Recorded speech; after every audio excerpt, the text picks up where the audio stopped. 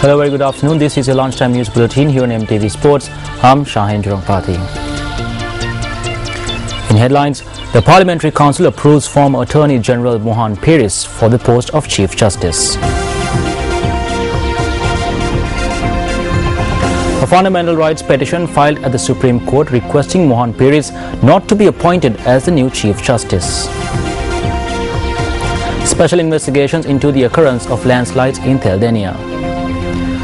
A military train carrying young recruits to an army camp in East derailed in Egypt, killing 15 people and injuring 103.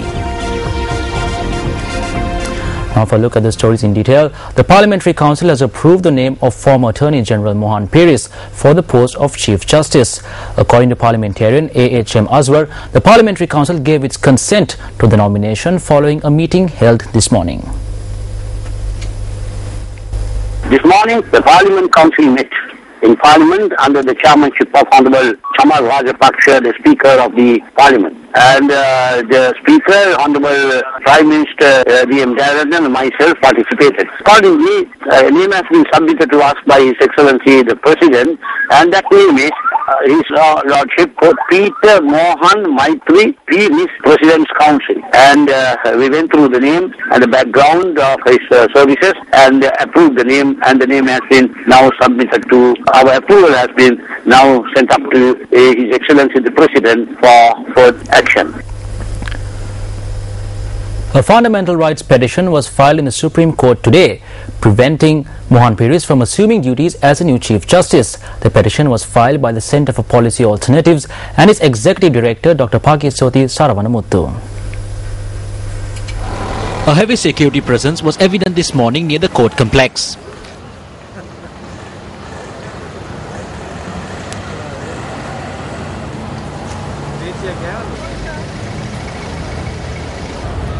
Police media spokesperson SSP Prashant Jayakody said that the general public can attend judicial proceedings without any hindrance.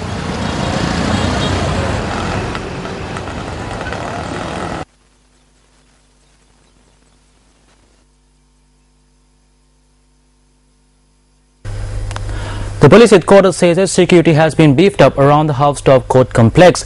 Police media spokesperson SSP Prashant Jayakody said that this measure was taken to face any situation that may arise at the court premises.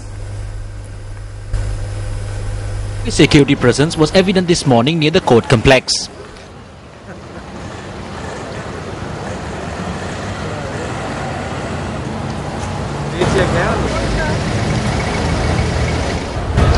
Police media spokesperson SSP Prashant Jayakody said that the general public can attend judicial proceedings without any hindrance.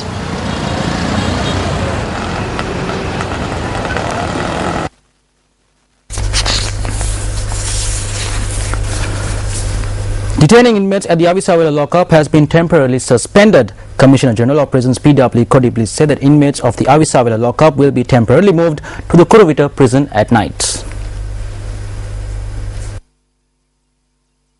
Commissioner General of Prisons P.W. Kodibli says that this step was taken due to the lack of security at the Avisawala lockup. Kodibli notes that 6 of the 10 inmates who escaped on the 10th of January have been taken into custody, while investigations are underway to locate the remaining escapees. The Commissioner General of Prisons adds that the committee report on the inmates who escaped from the Avisawala lockup will be handed over to him today.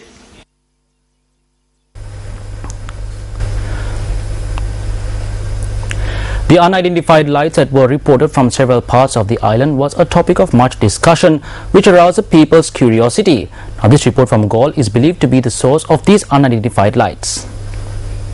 According to these area residents, the unidentified lights were generated from this contraption, which is similar to a balloon. The residents of this house located in the Galvadugoda area in Gaul had also witnessed an unidentified light similar to what was reported from several parts of the island.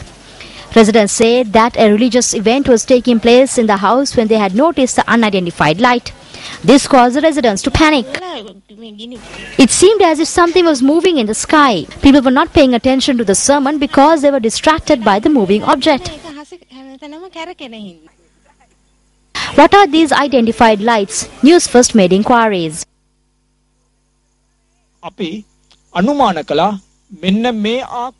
As we assume, the source of these mysterious lights was a contraption that looks similar to a parachute. Our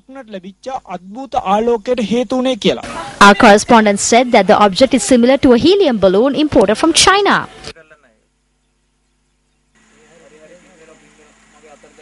These balloons, which are deemed dangerous, are not available in the market.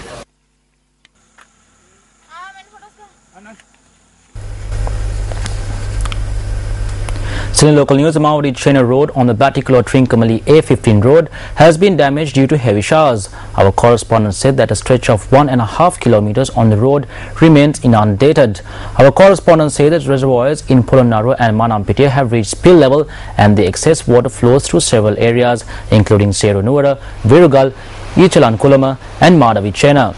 As a result, vehicular traffic along the Batticaloa-Trincomalee A15 road has come to a standstill while the road near Mawadi Chena is damaged. Our correspondent further noted that the Navy is assisting people in the area. Commuters said they had to wait for a long time for another bus to arrive. Our correspondent said that over 150 persons from 45 families are currently housed at the Mawadi Chena Vidyalaya. The National Building Research Organization has commenced inspections into a landslide that occurred in the Poddalagoda area in Theldenia. Head of the Landslides Research Division, geologist RMS Bandara, said that a special team of officers have been dispatched to the area. The Poddalagoda Gramanilladari officer said that 12 families have been evacuated to safer locations.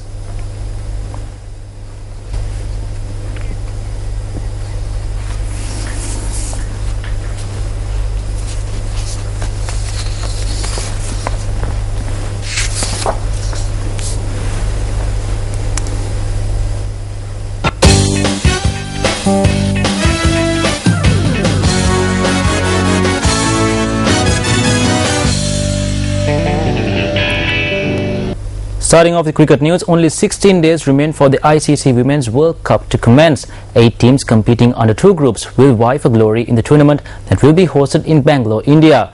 Now are the Sri Lankan ladies ready to battle it out in the tournament? The Women's World Cup is scheduled to commence on the 31st of this month. Sri Lanka will be competing in Group A against England, India and the West Indies. Captain of the Sri Lanka women's cricket team, Shashikala Siriwardana, gave this response to a question raised on the competition in the group. I believe England is our main concern. All 3 teams in the group will pose a challenge. But it is the team that performs well on that particular day who has a chance to win the tournament. Therefore, I think we can win this game with the experience we have because we have faced these teams before. This is the 5th time Sri Lanka will be taking part in the Women's World Cup since 1997. Shashikala Siriwardana also spoke about the areas the team will have to develop.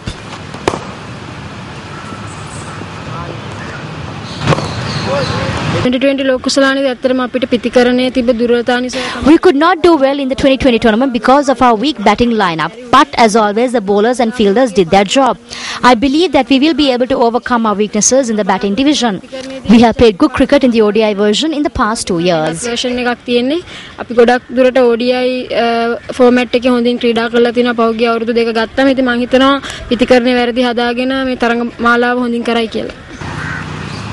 To take a look back at one of our local stories, a fundamental rights petition was filed in the Supreme Court today, preventing Mohan Peiris from assuming duties as a new Chief Justice.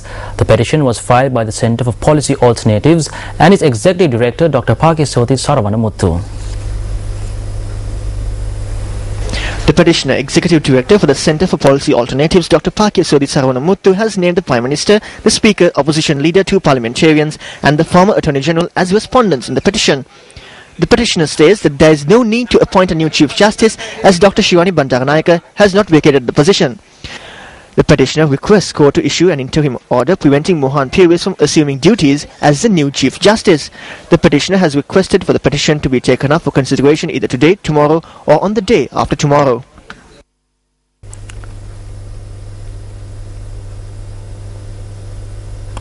And that is Lunchtime News. Thank you very much for watching. I'm Shah Jurangpati. Goodbye.